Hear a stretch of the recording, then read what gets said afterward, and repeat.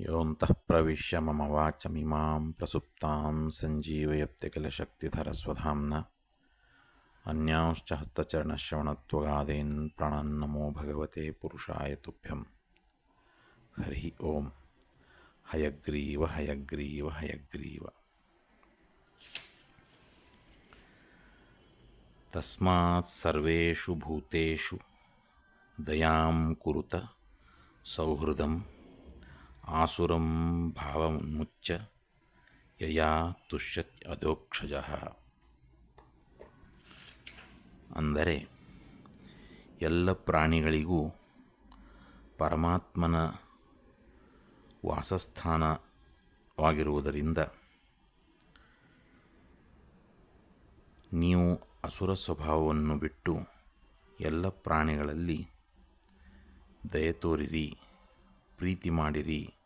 ಅದರಿಂದ ಪರಮಾತ್ಮ ಸಂತುಷ್ಟನಾಗುತ್ತಾನೆ ಎಂಬುದು ಇದರ ಅರ್ಥ.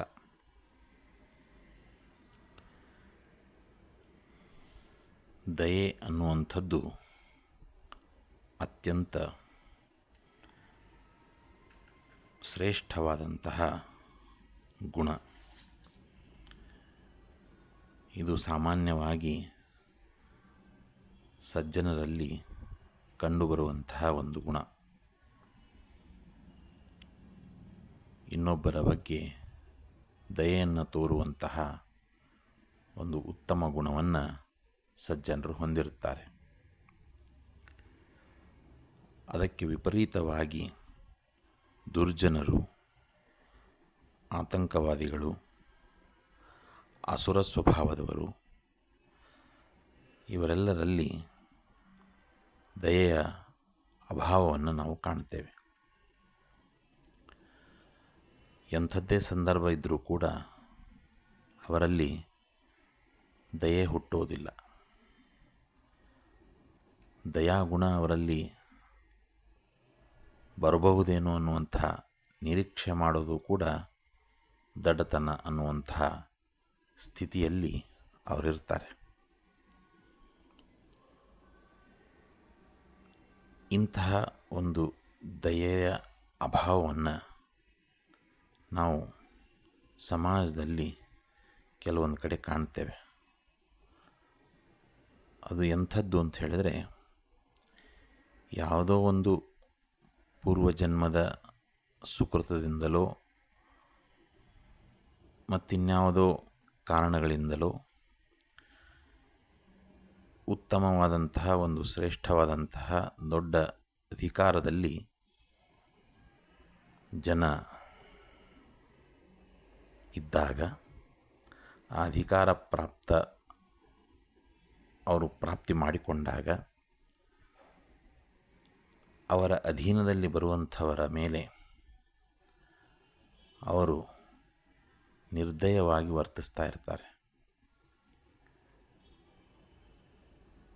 ಅವರೇನು ಆತಂಕವಾದಿಗಳಲ್ಲ, ರಾಕ್ಷಸರು ಅಲ್ಲ, ದೈತ್ಯರು ಅಲ್ಲ, ಯಾವುದೇ ರೀತಿಯ ಪಶುಗಳು ಅಲ್ಲ. ನಮ್ಮಂತೆಯೇ ಮನುಷ್ಯರಾಗಿದ್ದರೂ ಕೂಡ ಆ ಕೇವಲ ಒಂದು ಅಧಿಕಾರದ ಒಂದು ಬಲದಿಂದ ಮಾತ್ರ ಅವರು ಆ ರೀತಿ ಮಾಡ್ತಾ ಇರ್ತಾರೆ. ಅದಕ್ಕೆ ಶಾಸ್ತ್ರ ಹೇಳ್ತದೆ, ಅದೇ ಅಸುರ ಸ್ವಭಾವ ಅಂತ. ಹಾಗಾಗಿ ಆ ಅಸುರ ಸ್ವಭಾವವನ್ನು ಬಿಡಬೇಕು. ಬಿಟ್ಟು ಅವರ ಅಧೀನದಲ್ಲಿರೋರ ಮೇಲೆ ಕೊಂಚ ಧೈರ್ಯದಿಂದ ವರ್ತಿಸಿದಾಗ